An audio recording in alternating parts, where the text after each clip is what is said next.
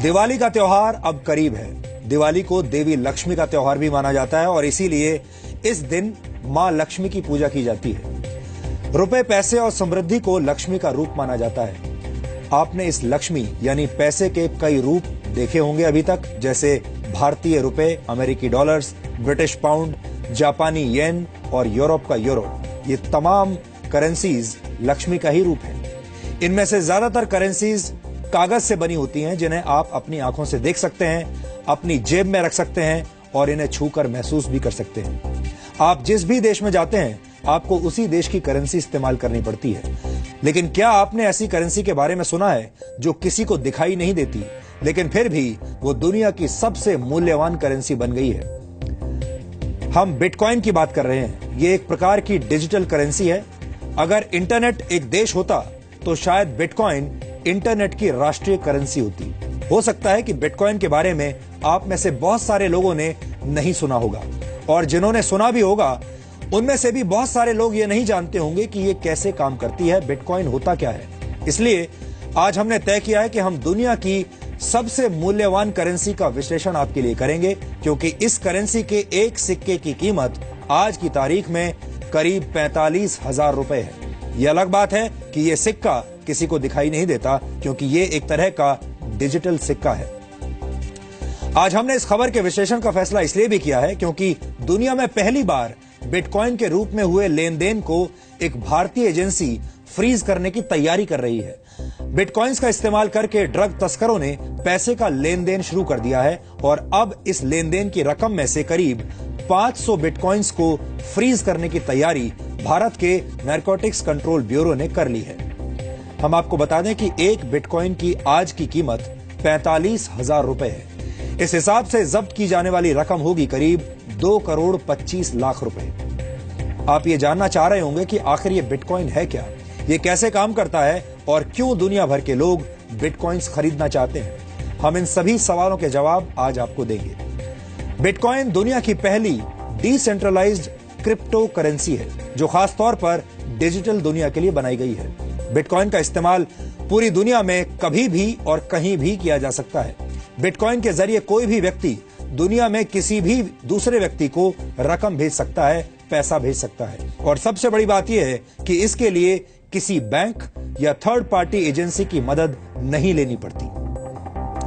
यानी आप जो भी पैसा किसी को भेजना चाहते हैं, उस पैसे को सीधे अपने बिटकॉइन वॉलेट से दूसरे व्यक्ति के बिटकॉइन वॉलेट में ट्रांसफर कर सकते हैं। इस तरह से पैसा ट्रांसफर करने पर आपको सिर्फ 2.5 सेंट यानी करीब 1 रुपए 67 पैसे की फीस देनी होती है, जो कि बहुत ही कम है, मामूली है।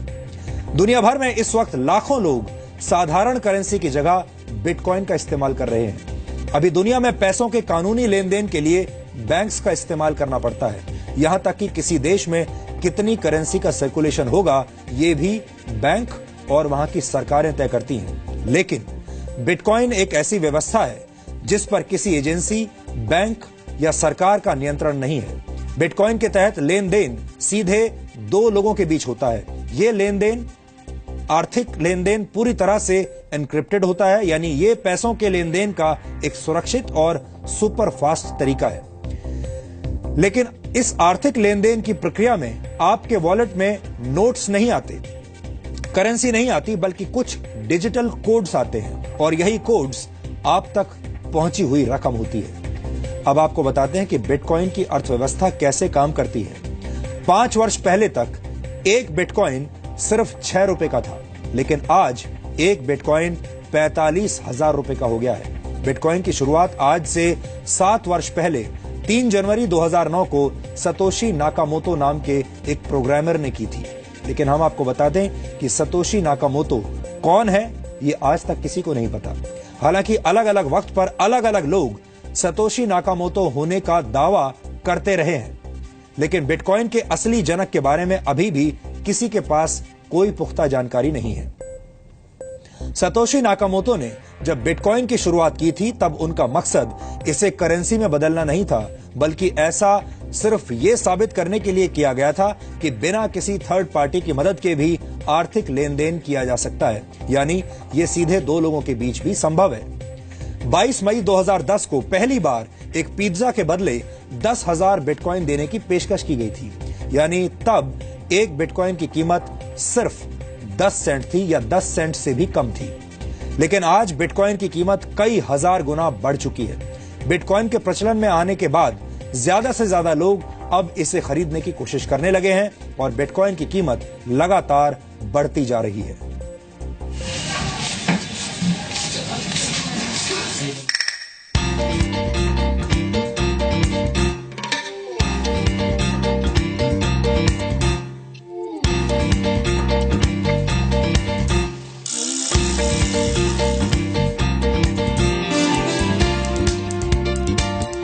दुनिया में अलग अलग देश हैं, अलग अलग संस्कृतियां हैं, अलग अलग लोग हैं, अलग अलग भाषाएं हैं, अलग अलग खान पान और अलग अलग ताकतें। लेकिन पूरी दुनिया में एक चीज ऐसी है जो आपस में सबको जोड़ती है और वो चीज है पैसा।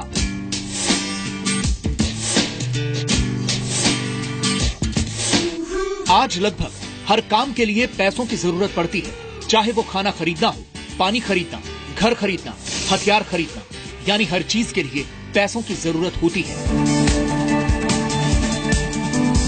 कई लोगों की जिंदगी इस पैसे को कमाने के चक्कर में खर्च हो जाती है। पैसे के लिए लोग मेहनत करते हैं, संघर्ष करते हैं, अपराध करते हैं और यहाँ तक कि लोगों का खून भी कर देते हैं। लेकिन क्या आपने कभी सोचा है कि ये पैसे, ये करेंसी और कागज का वो टुकड़ा जिसे हम नोट कहते हैं, असल में है क्या?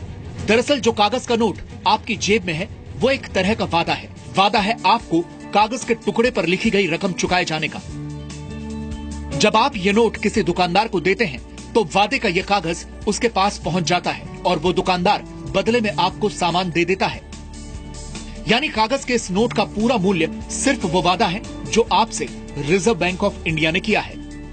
लेकिन जब कागज के यही नोट आप बैंक में जमा कराते हैं तो बैंक उसमें से एक बड़ी रकम दूसरे लोगों को उधार दे देता है, जबकि आपके अकाउंट में आप अपनी जमा की गई रकम देख पा रहे होते हैं। हालांकि असलियत में वो रकम वहां होती नहीं है।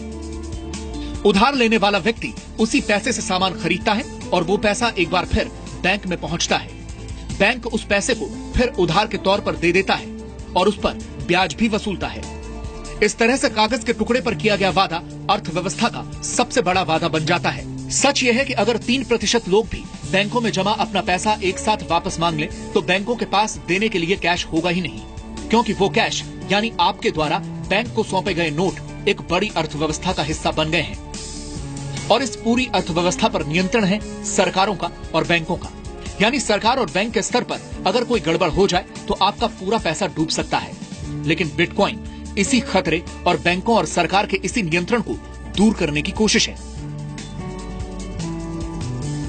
बिटकॉइन एक डिजिटल करेंसी है और एक सॉफ्टवेयर है। बिटकॉइन इंटरनेट की दुनिया से जुड़े कंप्यूटर्स के जरिए पेमेंट का नया तरीका है। बिटकॉइन एक ऐसी डिजिटल करेंसी है जो ओपन सोर्स सॉफ्टवेयर पर आधारित है, जिसका आविष्कार सतोशी नाकामोटो ने किया था। लेकिन आज दुनिया भर के हजारों प्रोग्रामर बिटकॉइन के फीचर्स को ज्यादा मजबूत और सुरक्षित बना रहे हैं। जब हम सामान्य तौर पर साधारण करेंसी का इस्तेमाल करते हैं तो इसकी देखरेख का जिम्मा बैंकों का होता है। यानी पैसा कहां से चलकर इनके पास पहुंचा, इसका पूरा रिकॉर्ड बैंक अपने पास रखते हैं और इसके बदले में बैंक फीस के रूप में अच्छी खासी रकम आपसे वसूलते हैं। और बिटकॉइन पैसों के लेन देन के बीच से बैंक और मिडिलमैन को हटाकर इसे ज्यादा तेज और सुरक्षित बना देता है। अब सवाल यह है कि एक डिजिटल करेंसी के साथ तो काफी छेड़छाड़ की जा सकती है या फिर फिल्मों की तरह इसकी पायरेसी भी हो सकती है। तो इसका जवाब है कि ऐसा संभव नहीं है, क्योंकि सतोशी नाकामोटो के आविष्कार की खासियत यह है कि बिटकॉइन आम लोगों के बीच बंटे ब्लॉकचेन में भेजा जाता है। जैसे बैंक आपके पैसे का हिसाब प्लस और माइनस में रखते हैं, वैसे ही ब्लॉकचेन में हर एक बिटकॉइन का हिसाब रखा जाता है। यानी दुनिया में कहीं भी और कभी भी हुए किसी भी बिटकॉइन ट्रांजैक्शन का हिसाब हमेशा ब्लॉकचेन में मौजूद रहता है।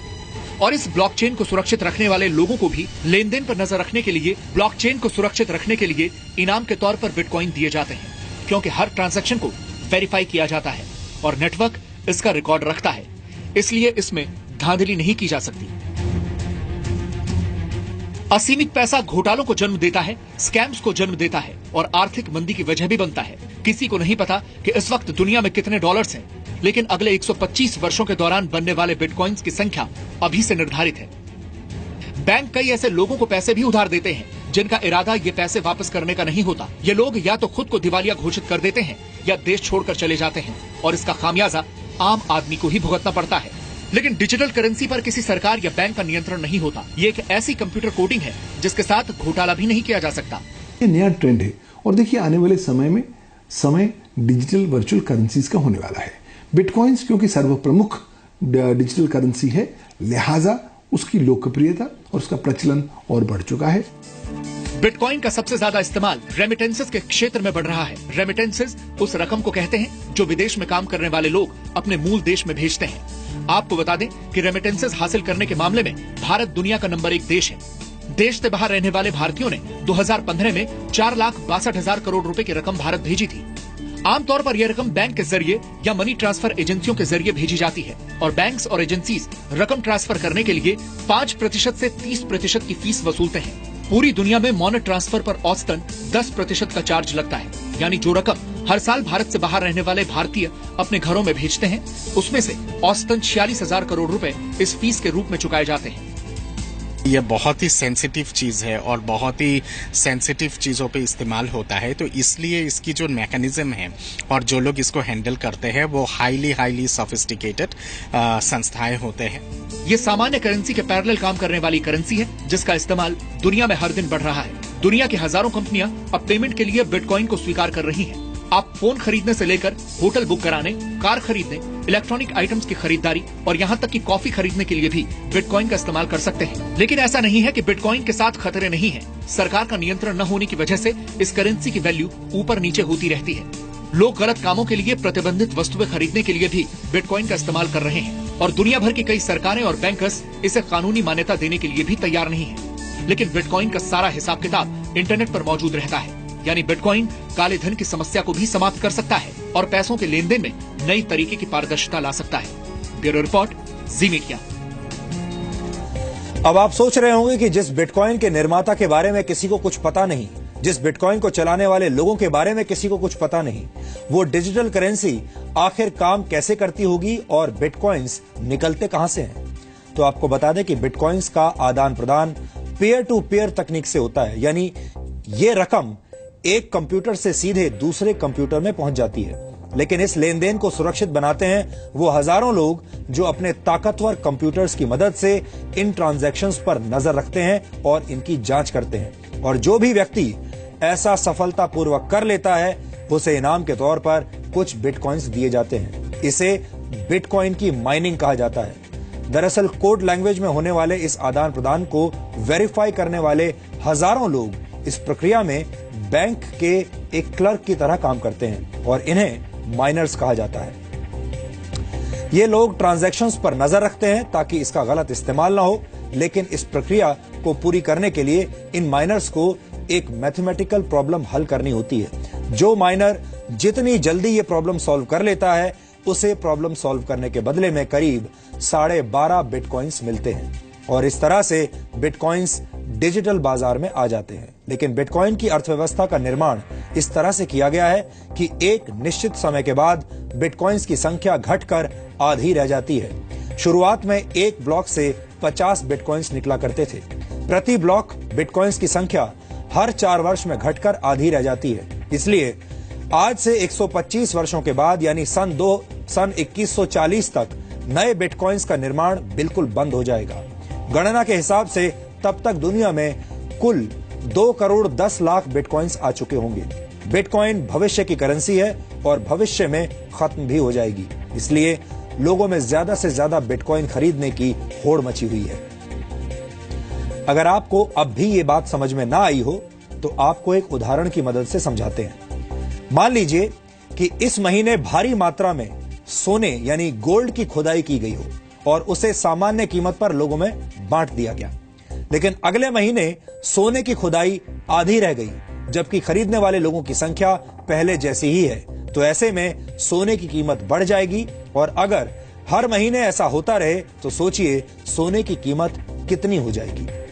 बिटकॉइन की अर्थव्यवस्था भी ऐसे ही काम करती है। लोगों को पता है कि बिटकॉइंस की संख्या लगातार कम होती जा रही है, इसलिए इसकी कीमत लगातार बढ़ती जा रही है। ये डिमांड और सप्लाई का सामान्य फॉर्मूला है। सप्लाई जितनी कम होगी, डिमांड उतनी ही ज्यादा बढ़ेगी।